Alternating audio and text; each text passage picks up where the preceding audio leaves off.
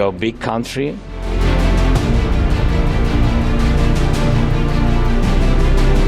You have big influence. And you can stop Putin. Because I very much need your country. ये उस देश के राष्ट्रपति के शब्द हैं जो पिछले करीब 28 महीने से युद्ध की विभीषिका झेल रहा है। 2.5 साल से भी ज्यादा समय से रूसी बमों और मिसाइलों से छलनी हो चुके यूक्रेन के कंधे पर जब भारत के प्रधानमंत्री ने हाथ रखा तो जेलेंस्की का दर्द खुलकर बाहर आ गया। I very much need your country on our side, not balancing between us and Russia. It's not about your historical choice, but who knows? Maybe your country can be, this is the key in this diplomatic influence. पहली बार प्रधानमंत्री Modi Ukraine गए थे। पहली बार कोई भी भारतीय प्रधानमंत्री Kyiv के दौरे पर था। लेकिन जिस माहौल में ये राजनयिक यात्रा संपन्न हुई है वो अपने आप में ऐतिहासिक है। रूसी हमले की वजह से यूक्रेन की हवाई सीमा सेफ नहीं है। प्रधानमंत्री मोदी को इसके लिए ट्रेन का लंबा सफर करना पड़ा। पहली बार पीएम मोदी किसी देश की यात्रा पर ट्रेन से गए थे। लेकिन इस यात्रा के लिए भले ही पीएम मोदी को 10 घंटे का सफर तय करना पड़ा, लेकिन यूक्रेन इसके लिए पिछले 6 महीने से इंतजार कर रहा था, या यूँ कहें कि फरवरी 2022 से रूस के हमले के बाद से ही इस वक्त का इंतजार कर रहा था। पीएम मोदी का यूक्रेन जाना न सिर्फ जेलेंस्की के लिए बल्कि अमेरिका समेत नाटो के सभी देशों के लिए भी एक ऐतिहासिक लम्हा था। रूस से जंग शुरू होने के बाद से यूक्रेन के समर्थन में अमेरिकी राष्ट्रपति जो बाइडेन समेत दुनिया के तमाम देशों के 200 से ज्यादा बड़े नेता कीव जा चुके हैं। लेकिन भारत के प्रधानमंत्री का जाना इन सबसे अलग था। राष्ट्रपति जेलेंस्की भी भारत का महत्व जानते हैं और अमेरिका समेत उनके साथ खड़े पश्चिमी देश भी। इसीलिए जब भारत पर रूस के साथ खड़े होने का आरोप लगता है तो पीएम मोदी 2 टूक शब्दों में बता देते हैं, भारत तटस्थ या उदासीन कभी नहीं रहा, लेकिन हाँ, भारत कभी भी युद्ध के साथ खड़ा नहीं हो सकता। भारत शांति का पक्षकार है।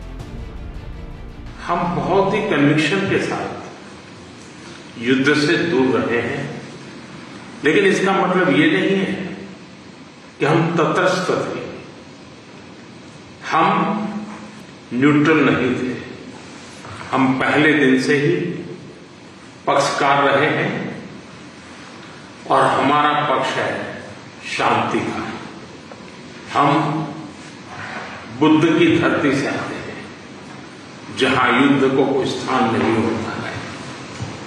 हम महात्मा गांधी की धरती से आते हैं जिसने पूरे विश्व को शांति का संदेश दिया है।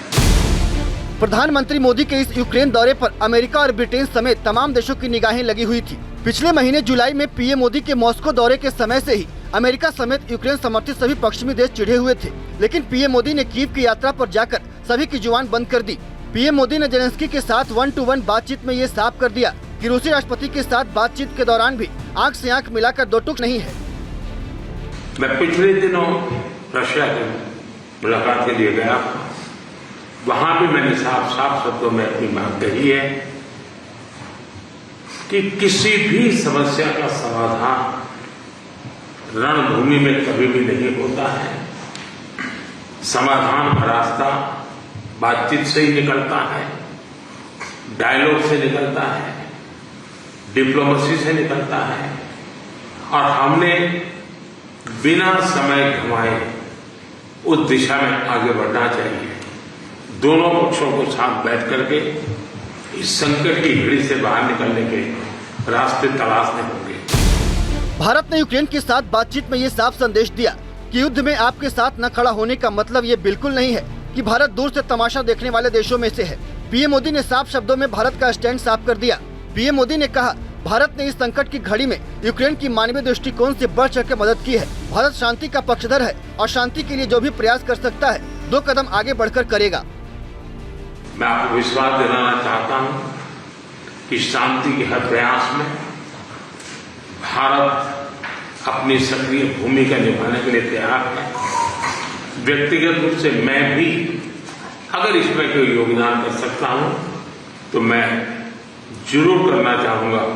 एक मित्र के रूप में मैं आपको विश्वास दिलाता हूं। रूस के साथ रिश्तों को लेकर भारत की मंशा पर सवाल उठाने वालों को पीएम मोदी के जेलेंस्की के साथ की ये तस्वीरें एक बड़ा जवाब है।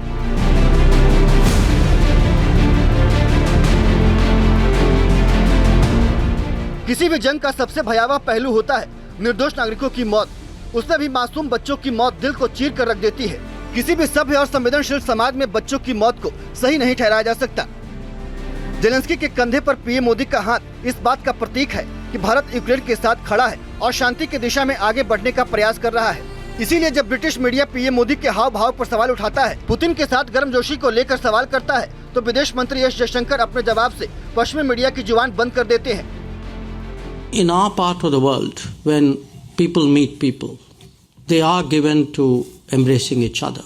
It may not be part of your culture, but I assure you it's part of ours. So, in fact, today I think I saw the Prime Minister also embrace President Zelensky, and I've seen him do it with a number of other leaders in a number of other places. Bharat ने साफ साफ शब्दों में Ukraine की धरती से दुनिया को ये संदेश दे दिया कि भारत के लिए किसी भी देश की संप्रभुता और सम्मान सर्वोपरि है। पीएम मोदी ने एक बार फिर दुनिया के सामने भारत का स्टैंड साफ कर दिया। पीएम मोदी ने पुतिन से भी बातचीत की टेबल पर आमने सामने बैठकर मुद्दे को सुलझाने की बात कही थी और अब जेलेंस्की से भी पीएम मोदी ने दो टूक शब्दों में कहा, आगे बढ़कर बातचीत की पहल करें। कीव दौरे से पीएम मोदी ने दुनिया को ये संदेश दिया कि भारत न तो रूस की तरफ झुका हुआ है और न ही यूक्रेन की तरफ। भारत उसी रास्ते पर चलता है जो उसके लिए, उसके लोगों के लिए और दुनिया के लिए बेहतर होता है।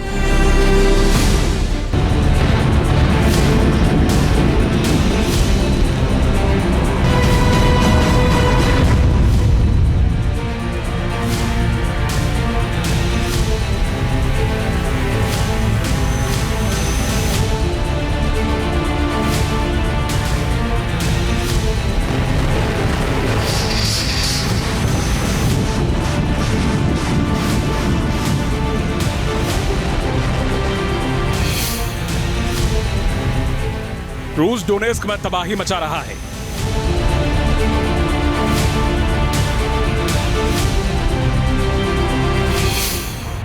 तो यूक्रेन की सेना कुर्स्क में भीषण प्रहार कर रही है।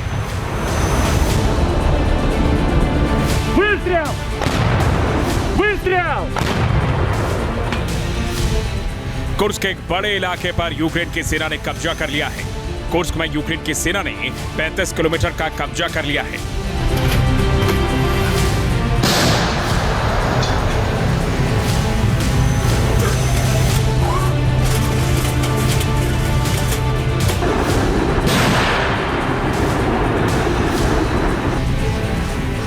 दोनों देशों के बीच विध्वंसक जंग चल रही है, लेकिन इस बीच पीएम मोदी वॉर जोन में पहुंचे। पोलैंड से ट्रेन के जरिए यूक्रेन की राजधानी कीव में उतरे।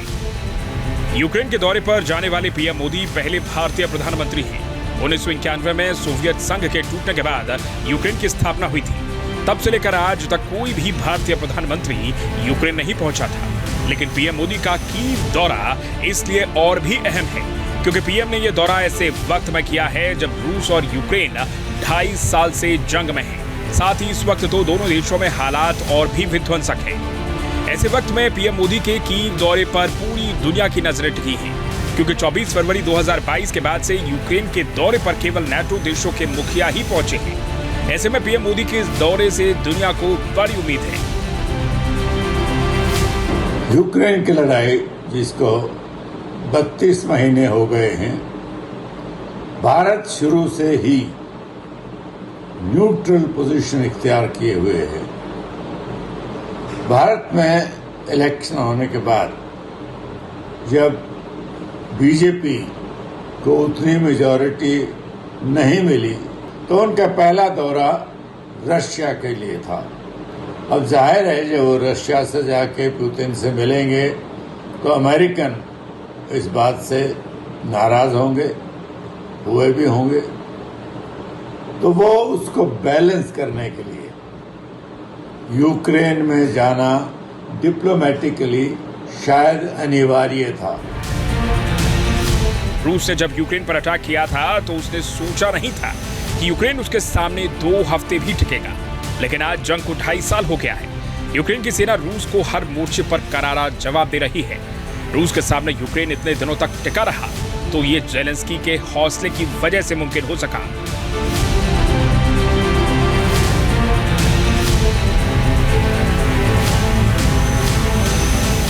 रूस की सेना जब यूक्रेन के शहरों पर कब्जा कर रही थी यूक्रेन की सेना पर प्रहार कर रही थी, तब ज़ेलेंस्की सेना का हर मोर्चे पर हौसला बढ़ा रहे थे, जिससे सैनिकों का मोरल डाउन न हो सके। रूस के हर चैलेंज को करारा जवाब दिया जाए। अगर सैन्य और हथियारों की ताकत की बात करें तो रूस के सामने यूक्रेन कहीं नहीं ठहरता।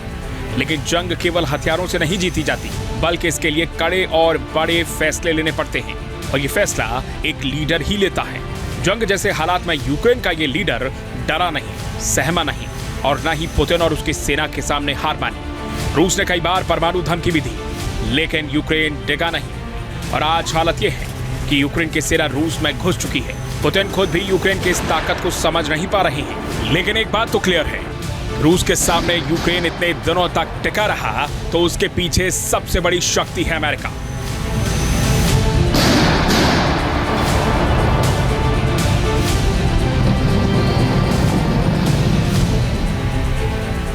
ज़ेलेंस्की के बाहुबली जो बाइडेन। रूस ने जब यूक्रेन पर अटैक किया तो पूरी दुनिया यही सोच रही थी, यूक्रेन बर्बाद हो जाएगा, रूस तबाही मचा देगा, और हुआ भी वैसा ही। रूस की सेना ने तबाही मचा दी। लेकिन यूक्रेन के साथ एक बात अच्छी हुई है कि अमेरिका उसके साथ डटकर खड़ा हुआ। बाइडेन ने यूक्रेन की मदद की। यूक्रेन की सेना को अमेरिका ने ऐसे ऐसे विध्वंसक हथियार दिए, जिसकी बदौलत यूक्रेन की सेना रूस को हर मोर्चे पर जवाब देती रही, और यह सिलसिला बदस्तूर जारी है।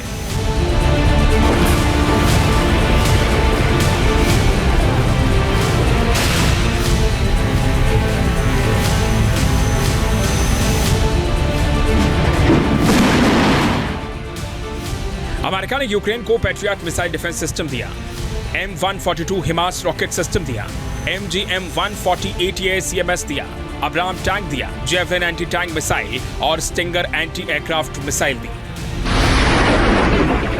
अमेरिका के ये वो हथियार हैं जिनकी बदौलत अमेरिका रूस की सेना पर विध्वंसक हमला कर रही है। लेकिन अभी हाल में यूक्रेन की सेना को F-16 लड़ाकू विमान मिला है। अमेरिका का यह आसमानी योद्धा युद्ध में हारी हुई बाजी पलटने में माहिर है। यूक्रेन को जब से F-16 लड़ाकू विमान मिला है, तब से ज़ेलेंस्की के तेवर काफी सख्त हैं और रूस की परेशानी बढ़ गई है।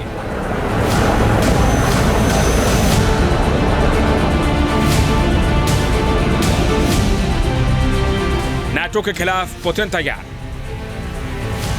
यह युद्ध भले ही रूस और यूक्रेन के बीच लड़ा जा रहा है, लेकिन दुनिया जानती है कि रूस का मुकाबला केवल यूक्रेन से नहीं है, बल्कि जंग में रूस की सेना को नाटो के हथियारों से लड़ाई लड़नी पड़ रही है। नाटो के देश खुलकर यूक्रेन की मदद कर रहे हैं। रूस की ओर से दावा तो यहां तक किया जा रहा है कि जंग में नाटो के सैनिक भी लड़ रहे हैं, लेकिन रूस के सैनिक एक हिसाब से जंग नाटो के खिलाफ ही लड़ रहे हैं। नाटो के हथियारों को धूल चटा रहे हैं। नाटो के देश भले ही यूक्रेन की मदद कर रहे हैं, लेकिन रूस की सेना ने यूक्रेन के डोनेस्क, लुहांस्क, जपोरिजिया और खार्किव इलाकों पर कब्जा कर लिया है। जंग में रूस को काफी नुकसान भी हुआ है। एक वक्त ऐसा भी था जंग की वजह से पुतिन का काफी विरोध हो रहा था। रूस पर कई तरह के प्रतिबंध भी लगे हुए हैं। बावजूद इसके पुतिन के कद में कोई फर्क नहीं पड़ा।